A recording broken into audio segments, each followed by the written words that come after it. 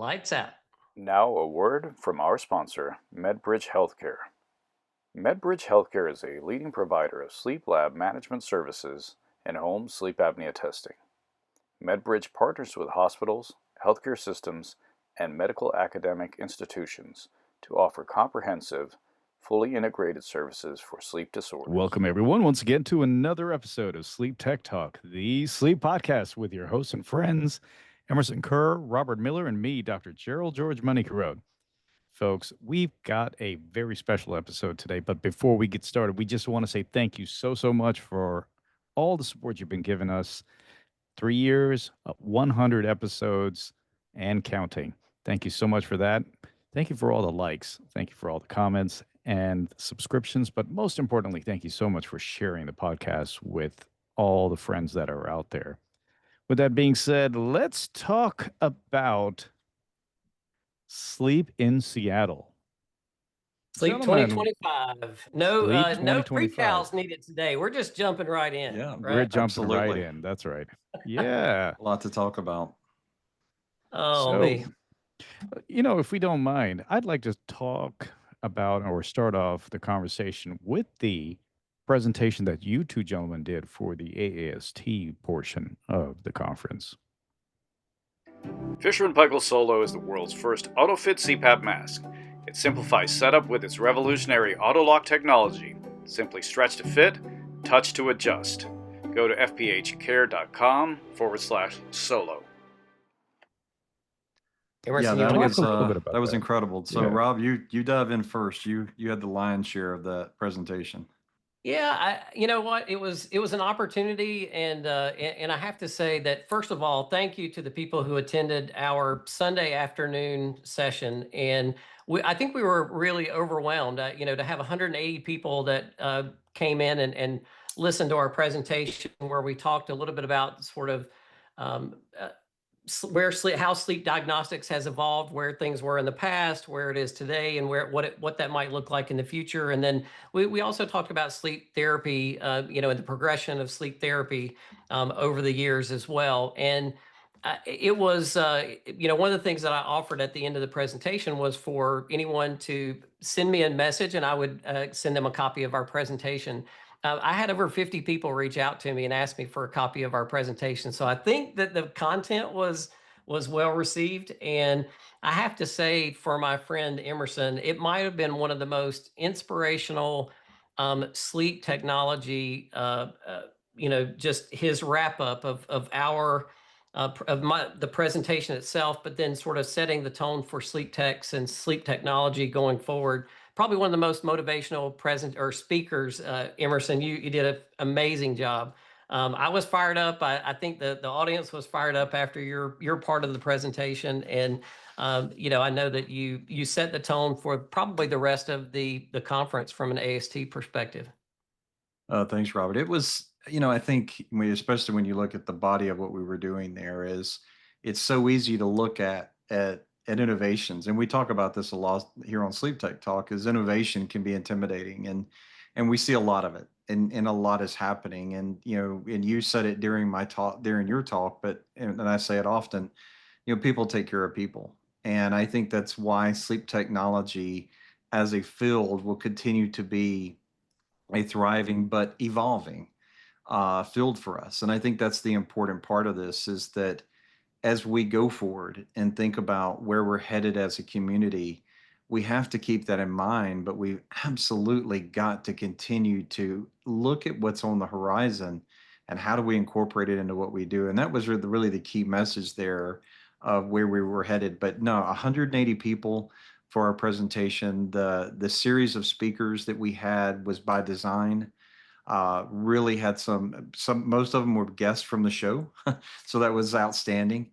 But we did have a few that have not been on the show yet, like Alex Gomez and Chris Hope, both physicians in sleep. But really and truly, just an incredible lineup of speakers, and really the overall show was fantastic. I think I've already heard there were over 6,000 attendees at the show, putting it on par with the largest meeting that Sleep has ever had. So I think we're still waiting on what those final numbers are, but we're right on par with the largest show ever that was in Boston several years ago. But the exciting thing about it is that sleep is back.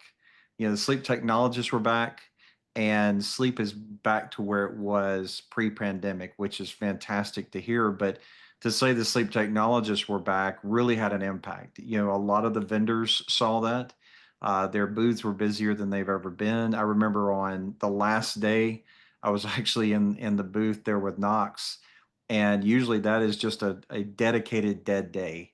And then entire morning we were busy. So really positive to see that is that the sleep technologist impact was felt in every corner of the meeting, and that's what we hoped. But you're right. I think the way you and I kicked it off set the right tone, and really allowed things to carry forward in such a special way. So, Robert, Emerson, let me ask you that. When you say sleep is back, can you elaborate a little bit on that for our audience?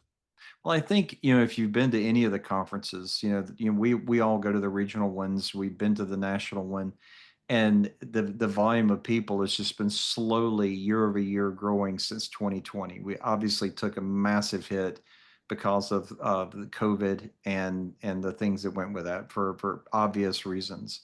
So I think to say sleep is back it's good to see the numbers again back to that all-time high that we saw at pre-COVID levels. And then sleep technologists have been, as an organization, the AST in particular, has not been a part of sleep or the APSS now for several years. And so this was the first year that the AST was a participating membership body in the sleep conference. And that is all thanks to the APSS, to the ASM, and to SRS. All three of those, even though the ASM and SRS make up the ASM or the APSS, the three together made the decision, and we're very grateful for their allowing us to be there. And they're going to have us back in Baltimore next year. So we lived up to our promises. We delivered a great content, a great meeting, and brought people here that wouldn't have been here otherwise. So all wins across the board, and exciting for what's going to be coming in Baltimore next year. Robert, what are your thoughts on that?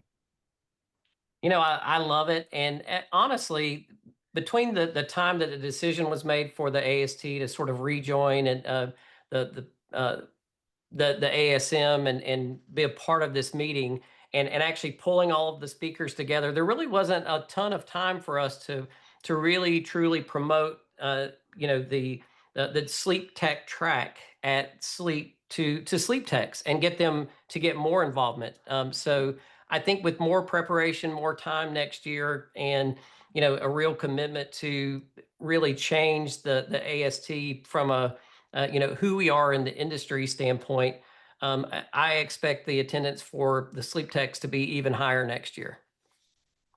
So, with that being said, and I think that's huge for all of us to look forward to what is going to happen in the future. But talking about the future, what did we see at Sleep? Well, there was a lot to see. One last thing before we transition to that, congratulations to Robert.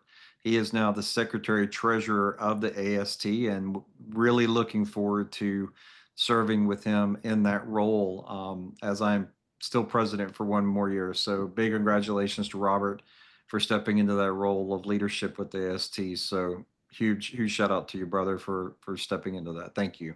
Congratulations. Yeah, we've got some new board members also that joined, and it was awesome. It was fun to be a part of some of the awards that were given out at the beginning of the AST or the Sleep Tech track, and so I'm excited about what the AST can be reinvented into. Yep. But no, you're right. There was a lot going on there that was new. We got to see the CPAP. We've had them on Dr. Noah and Dr. White and Dr. Gale talking about this before. So it was really exciting to see the activity in their booth. I think one of the things that stood out was that anyone who had new technology and new innovations really were drawing a lot of attention to themselves. If you didn't, and were really kind of the same old thing, the booth really wasn't busy. So I think that was really a telling sign in this. But that one in particular, a shout out. I think there was some other activity with some of the other vendors as well that had some new things to the market. So I know, Robert, you got around a little more than I did, but I certainly saw that one. Yeah, I think Jerry and I may have been together. We went by Resvent, and they had this really interesting new travel PAP that it's not available yet, but it is coming, and it's probably one of the just high quality. It's designed very well. Sort of a small round travel PAP device that sits on top of, and it's part of what can be provided to the patient. Let me say this. I think that it can technically be the patient's primary unit and then also the travel PAP as well. And it's small enough to be able to serve both purposes. But then it's set on top of a small round battery that was designed to be a holder, a cradle for the PAP device. So really interesting technology. There was also another company. It was a Chinese manufacturer that had a device. It's sort of funny because they were carrying it around in a bag. I did get to see it, but they didn't have a booth. There's a company, Murata, Murata, that has a new travel PAP unit that they're working on, and some interesting technology there as well. So, I think that, like you said, Emerson, the booths where there was an introduction of new product, new services, had more traffic, and especially if there was innovation. Every time I went by the KPAP or the SleepRes booth, I was blown away at how many people were standing there listening, going through sort of the class that was being taught with the whiteboard. Dr. Noah is famous for the whiteboard sessions, and I'm certain that they were completely exhausted at the end of every day with all the traffic they had in their booth.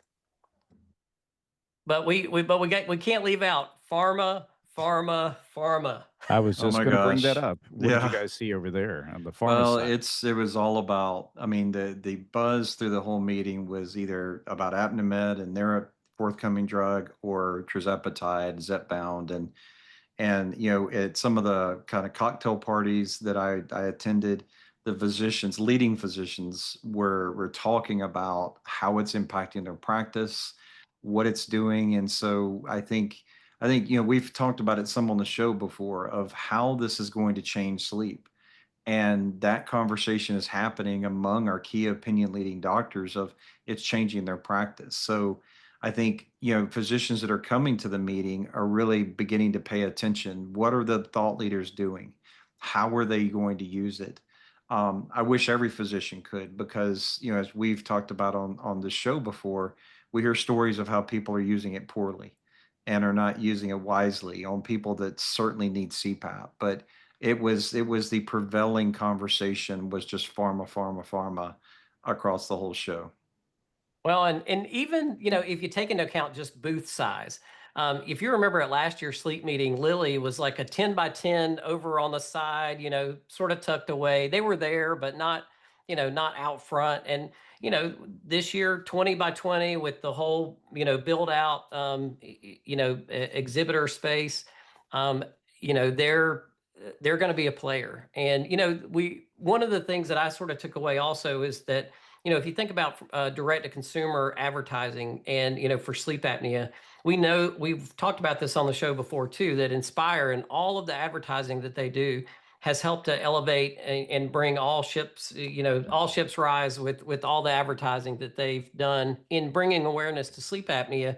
And Lilly's just getting started. So it's going to continue to be interesting. If you remember, right before sleep, I think they actually published some preliminary results of a clinical trial that they're doing on a pill form of Zepbound, which essentially had the same clinical efficacy as as the shot version that people take today. So, if I heard it correctly, I think that I heard that it would be sometime next summer that we would see the pill form. And I'm assuming that would allow for more patients to have access to that medication and maybe make it more affordable. So let's Well, take a I hope minute. so. Yeah, exactly. More more affordable, most definitely. But with that being said, let's take a couple of minutes to talk a little bit about the ApneMed booth and what's going on over there. It's funny for me with ApneMed, I had an opportunity to meet their chief commercial officer, and him and I had exchanged some emails and spoken before the sleep meeting, but we had some time to sit down and really talk. And I think that we're going to see ApneaMed be very collaborative with DME providers. I don't think that they're out to try to steal every single OSA patient that gets diagnosed. I think that their target patient population, for the most part, to begin with, will be the non-adherent PAP patient, and my hope is too that it's a great co-therapy for a patient who's on CPAP pressures that are extremely high. Maybe this is a way to open the airway, reduce the pressure, make patients, give patients the ability to be more adherent to their CPAP. So we'll see, but they're contributing to the field of sleep medicine and don't have a product to sell yet. I agree with you. There's a lot of questions. I think there's more questions than answers right now, but I think this goes back to what I said a few minutes ago about the GLP-1s, and that's, if we think about one of the things that needs to become a part of this conversation is why positive airway pressure does work. And for, as we learn more about, endotypes and what AI is teaching us from that, and I think that's where the conversation needs to go next is if we're going to be moving in the direction of pharma, then who is the real candidate? And I hope that's a conversation that begins to bubble up in this is that it's not a one size fits all. It's not for everyone. Some people have a floppy airway and need, airway support with positive airway pressure of some kind. And so I do hope that happens, but it is fascinating to see how physicians that you never thought would move away from this this piece would do that. But we're also seeing in that conversation, this is another SleepTech Talk topic, is women in sleep is really, I didn't know this. I hosted a symposium that was sponsored by Knox, and one of the facts that came out of that is that it wasn't until 1993 that any research, medical research, was done on women. That blew my mind that, we have been really leaving women behind across all of healthcare, not just sleep medicine. So that's a topic that really started at Sleep 2025 this year. And I think we're going to see it grow over this next year. I know it's a priority to the academy, and it's certainly to a lot of people, but that was another part of this. And it kind of all goes together with these phenotypes is as we discover these things, how do we change what we do with medicine to be more specific for the kind of stakeholder or patient that we're working with? Emerson, you're talking about that sort of thing. And what I found interesting this year was there was a lot of presence of patient advocacy this year. What are both of y'all, what are your Well, our thoughts on good that? friend Emma was front and Emma. center with that. Yeah. One of our alumni here on Sleep Tech Talk, she was definitely there. She was a speaker. We certainly got to see her in our influencers breakfast that we had with Teresa Powers and those guys. But no, that Which, was by the really way, great to see. let's not blow right by that for Yeah, our we audience. don't want to. That was a great It was little awesome. There meeting. was this is the first year that Sleep Tech Talk has been a part of a content creator session that was hosted by Teresa Power, Sleep Better New York, and she did an amazing job of Did. putting together just a nice breakfast reception, and there was lots of photos, and it gave people who are committed to content and patient advocacy and all of those types of things an opportunity to meet each other, even though we live in this virtual space.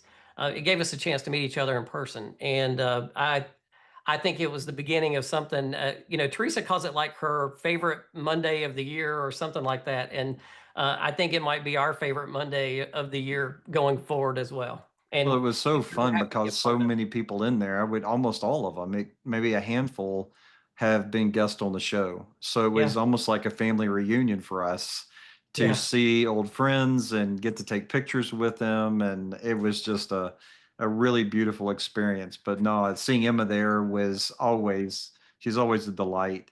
And really kudos to Teresa for such a great breakfast. And it really did seem like a family reunion with everyone. And just imagining how that's going to continue to grow from year to year. So big shout out to Teresa. Great job for pulling such a great little breakfast time together. That was pretty awesome. Yes. All right, for the audience out there, we will have some of those pictures out on our social media for everybody to check out and see what Yeah. kind of fun we had there. But Lots of yeah, smiles. with the smiles, exactly. Yeah. That's right. That's right. But yeah, what else did we see in terms of patient advocacy and like you said, the inclusion of women in the space of sleep health? Well, I think one of the things that was interesting and really talking to some of the people that were in that space is how there were even mixed reviews about that. Hmm. There some people didn't care to have a patient advocate there, and that's something that's going to change. And it's part of the dialogue that we've got to have in sleep is what is the patient perspective. In manufacturing we talk about the voice of the customer. Well, they are the voice of when we think about what sleep is. And so I was very happy to see that. I hope that continues to grow and we continue to hear more from people like Emma and everyday people maybe that aren't as social celebrities as she is, but they're just everyday people. I hope that grows for sleep and that we hear more from patients who are really representing the voice and mind of what the sleep apnea patient goes through and lives with. Fisher & Paykel Healthcare is a leader in CPAP mask design and innovation for over 20 years. Their unique technologies have benefited millions of OSA patients through their top CPAP masks. These advancements continue to further enhance patient experience and outcomes. Looking for new opportunities? Well, Medbridge Healthcare is one of the largest employers of sleep technologists, and they are growing. If you are a sleep technologist interested in a new position, potential paid relocation, or looking for a career advancement, consider a career with Medbridge Healthcare. Now back to the show. If you go all the way back to some of our early episodes, we had Dr. Valerie Cacho on the program, who has a women's sleep health practice, albeit virtual, and she was at the content creators event as well. So we got to meet her in person for the first time, and we need more of that, but we have to keep talking about it and bring focus to it, because women's sleep health. And if you remember with the conversation with Dr. Cacho, she said sometimes it was more important to treat other factors for her female patients before she addressed the sleep apnea, because she, had to address some of the hormonal things and maybe even some lifestyle or social issues that female may be going through that are, contributing to the overall sleep challenge. And she just wanted to make sure that her female patients were in a place that they would accept CPAP therapy if that's what was needed, and but to more of a holistic approach to taking care of these ladies. I'd like to say that I saw a lot more leaning towards obstructive sleep apnea this year as opposed to other years. You would see a lot of pharmaceutical companies with addressing other sleep disorders, but this year there was a heavy leaning towards obstructive sleep apnea. Did you guys feel the same way about that? I think it goes back to what they're seeing from the GLP-1s. The surprising, outcomes data with tirzepatide, I think, is important. And that elevates this because in the past, pharma is really going to be for narcolepsy and insomnia, and those are still going to be important. They're still important things. I mean, more insomnia than anything else is what we deal with in sleep in society. So those are still going to continue to be important, but I think these new findings of what they learned from the study with Dr. Malhotra really elevates this to another level of where can this really take us, because I think we're going to continue to learn more about the impact of these drugs because there's more in the pipeline. There's more combinations of drugs in the pipeline, and as we begin to see those come to market, what are the long-term effects of those, not just with sleep apnea, but other comorbidities, and how are they going to change, the lives of countless people. So I think we're going to see more about sleep apnea at this simply because they're seeing this effect and what these combinations of drugs, because I mean, it's not far-fetched to begin thinking, how would you mix Apnimed solution with, Lilly solution? And now you've got a great combination drug to control weight loss and clearly sleep disordered breathing. And where will that take us? What opportunities does that offer patients and caregivers? I have access to a physician who is pretty tied in with pharma, and he says that there are other GLP medications that are on the horizon that are even much more effective and better from a, side effect standpoint than what tirzepatide is today. So um, I've actually put together a presentation recently where I wanted to put it on, put it down so that it was a visual for us to be able to see, what are the therapies that are currently available for patients from a sleep therapy perspective, and what's the efficacy. So that's it's very easy to see all in a couple of slides, where things stand. So CPAP's still at the top of the list, but the last two pages are all pharma solutions that are in development. So we've only got one that's FDA approved today. We know that ApneaMed is fast tracked to, get FDA approval as well.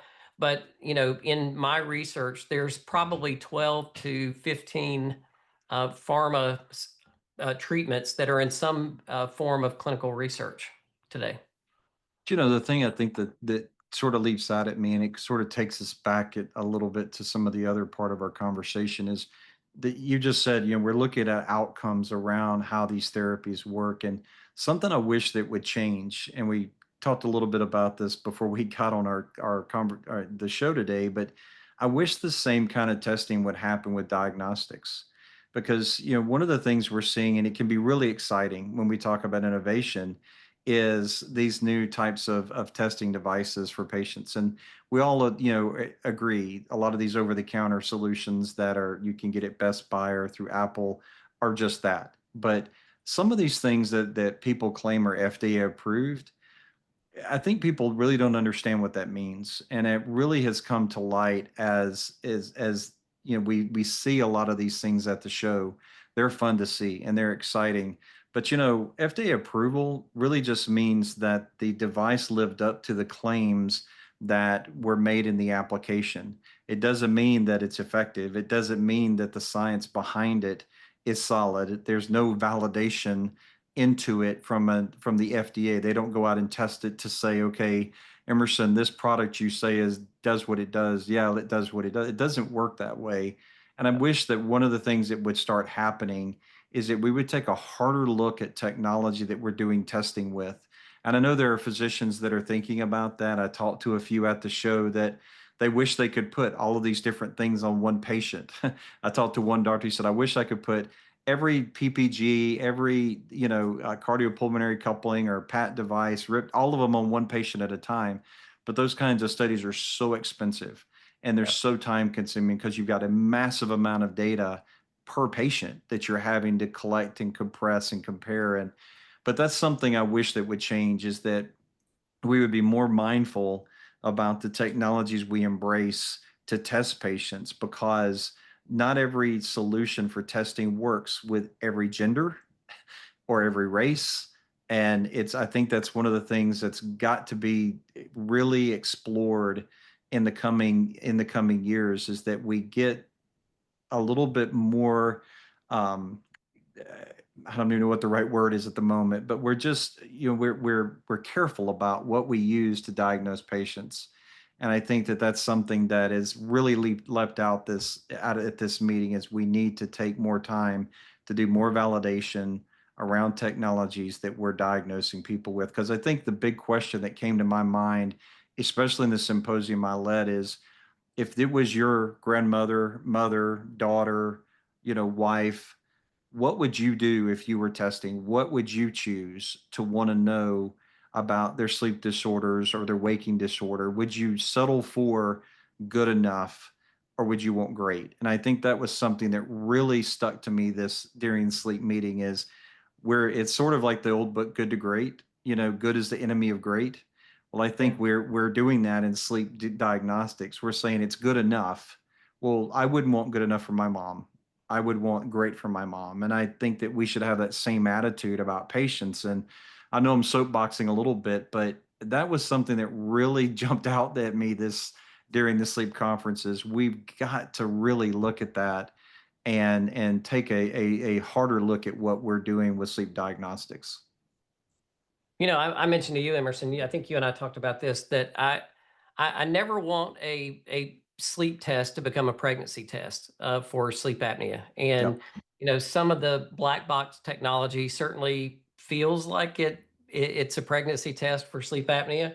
And, but I appreciate companies like a Huxley Medical that's trying to figure out how do we take some of that same information and in a high resolution format bring in a cardiac monitoring piece. So now they're trying to get they've got a device that not only can be used for sleep testing but also might be used for cardiac monitoring as well. So just bring more science to the table, with these new technologies.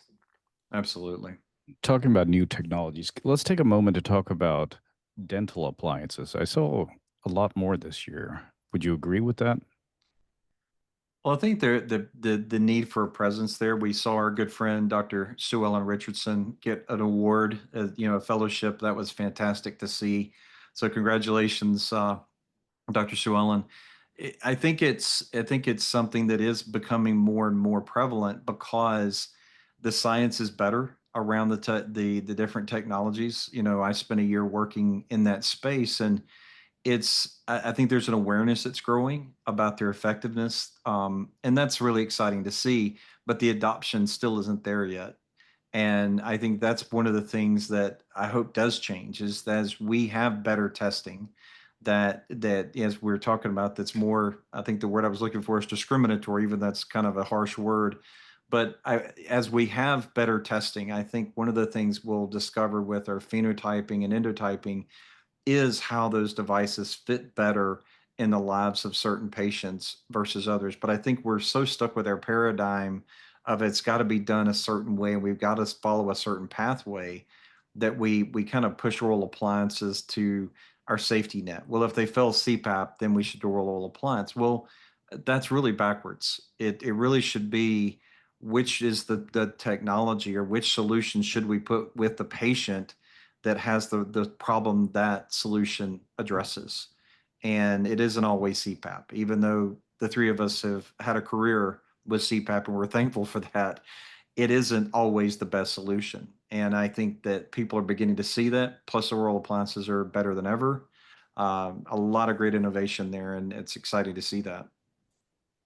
Yeah, and I would also mention, Emerson. I know it can be a slippery slope with some of the telehealth dental services that are out there, but they are um, doing some significant direct to consumer marketing and and creating a lot of engagement. And you see a company like a Daybreak that has gone from zero to one of the largest, probably one of the largest oral appliance companies in the country.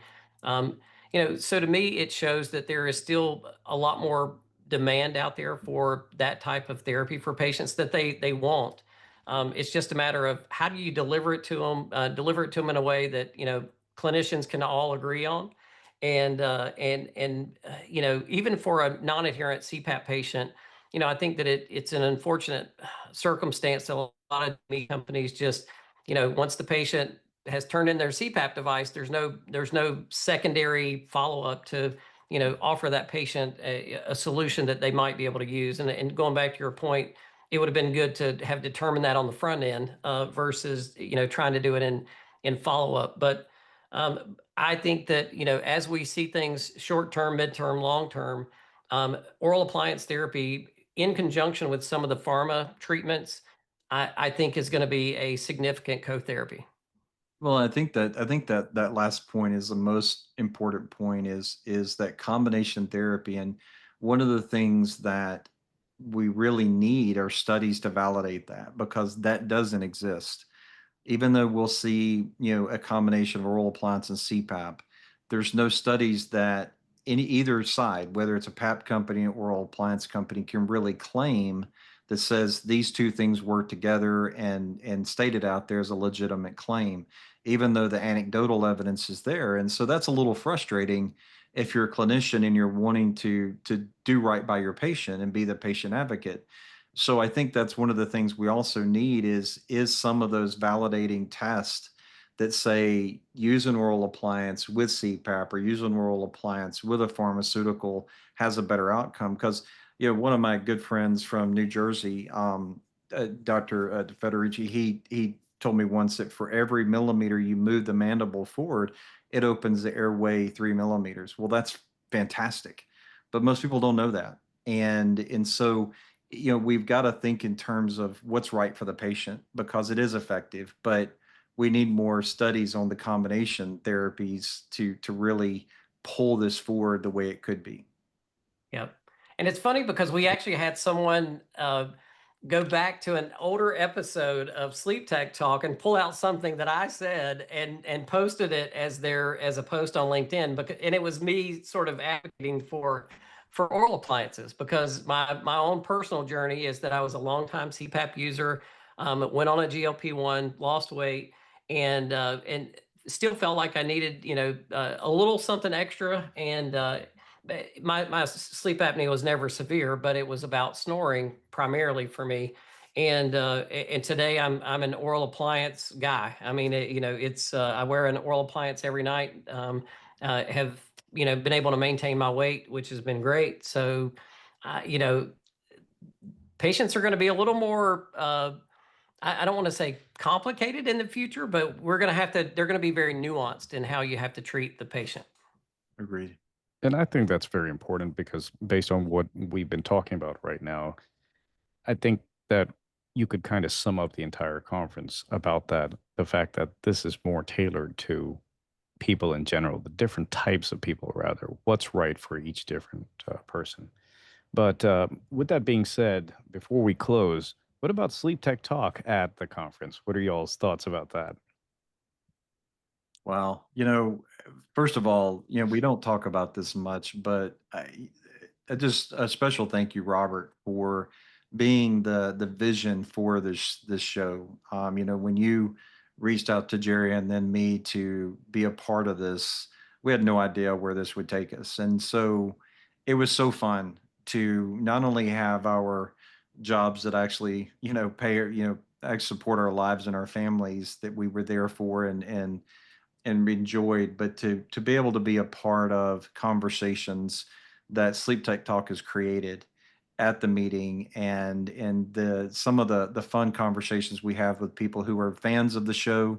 They went out of their way to tell us how much they enjoyed it was such a special moment because it's easy for us. We see the 50,000 subscribers, but when you get to talk to those people and they tell you about a show that they enjoyed, it really means so much to us because as far as we know it's just the three of us talking and to really have that it means a lot to us, and it was really nice to see that in Seattle.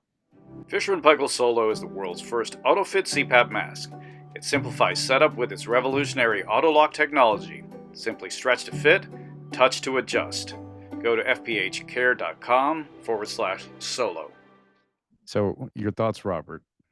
Oh yeah. So the only thing I was going to say is we got to sign an autograph. Like that's the first time in my life someone asked for an autograph, and it was legit. It wasn't like he was making fun of us or whatever. But this guy had a book of sort of his favorite things, and Yeah.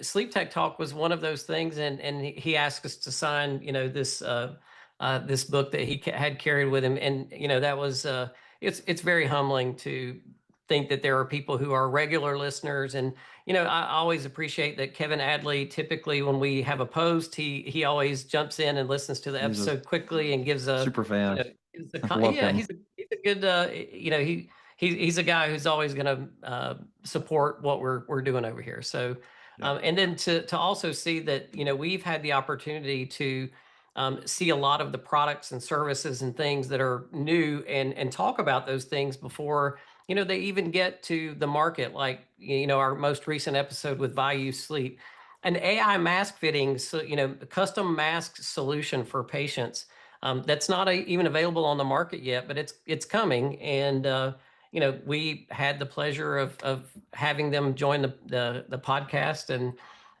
so all of those things, we're just super grateful and humbled by the support from the industry and, the sponsors that we have. We have Medbridge Healthcare, which has been here from the very beginning. We have React Health, that's also been a longtime sponsor, and even our newest sponsor, Fisher and Paykel. We're extremely thankful for those three companies. They've allowed us to do some things, like we were part of the sponsorship of that content creator meeting that was held at Sleep, and I hope that we can do more things, even at some of the state society levels, from a SleepTech Talk standpoint. So coming to a state society near you. Well, there's one in particular that will be coming to in October. I was just going to say that everybody stay tuned, because there is something coming up from SleepTech Talk in terms of a conference, right? Yeah. Yeah, Well, the Smoky Mountain Symposium. I'll go ahead and spill the beans. All right, Go boss. ahead. So the 2025 Smoky Mountains Symposium is a sleep and respiratory conference. SleepTech Talk has joined up with Encore Health, and we will be co-sponsoring that, the sleep tech track portion of the. So we're bringing in the speakers and engaging with more sleep vendors, and really what we really want is more sleep techs to join and attend that meeting, so that and come and be on site. It's in Pigeon Forge, Tennessee, one of the funnest places in the Tennessee mountains. So and beautiful. Yeah, it is beautiful. If you don't like what you find in Pigeon Forge, you can go right over, right down the road to Gatlinburg, which is a completely different mountain town experience. And I think they even have like a new Jason Aldean bar there in Gatlinburg. So there's something for everybody. Yeah, except don't play you in putt-putt, because you're like a pro at that. So Hey, don't. Hey, by the way, I didn't come in last, so I'll mop that up. I was successfully had the highest score, so I was proud of that. hey, we'll give you that one there, right? No, Yeah. but I'm excited about that. That's our partnership with Zach, also a SleepTech Talk alum, is Yeah. just a step forward for those of you who have enjoyed the show. We have a great lineup of guests that are world caliber speakers who are going to bring some really phenomenal content. The three of us are going to do our own panel discussion there. So a lot to look forward to. But yeah, there's nothing quite like being in the Smokies in the fall. And we certainly hope that everyone's able to join us there. Hey, now that we spill the beans, we'll have information about that in the show notes for sure. Yeah, and it's actually already on our website. If you go to sleeptechtalk.com, on the very front page down at the bottom, there's a flyer with a QR code that'll take you to the registration page. All How right, about that guys. for efficient communication? Very efficient communication. Yes. Yeah. Well, I'm looking at our clock, and we are running really, really close out of time. So let us start our close. I just wanted to say a huge thanks and a shout out to everybody out there listening, making this possible, and to Robert saying, the fans out there, we say thank you so much for everything that you've done, all the likes, all the subscriptions. A huge, huge shout out to all our sponsors and partners that are working with us to help us do what we do each and every time we record a show. We can't thank you enough for that. And until next time, we say lights on. Before we go, we would like to thank our sponsor, Medbridge Healthcare. Medbridge Healthcare is developing innovative inpatient, post-discharge, and population health programs to screen comorbid conditions, diagnose and treat sleep disorders. Learn more about their innovative solutions and career opportunities at medbridgehealthcare.com. Once again, you can learn more about their innovative solutions and career opportunities at medbridgehealthcare.com. SleepTech Talk is sponsored by React Health. Within our LunaPAP device line, each offering is FDA approved, encompassing CPAP, APAP, bilevel, and bilevel ST models. Our thoughtfully selected array of PAP interfaces and accessories complement our LunaPAP device line while accommodating diverse patient requirements.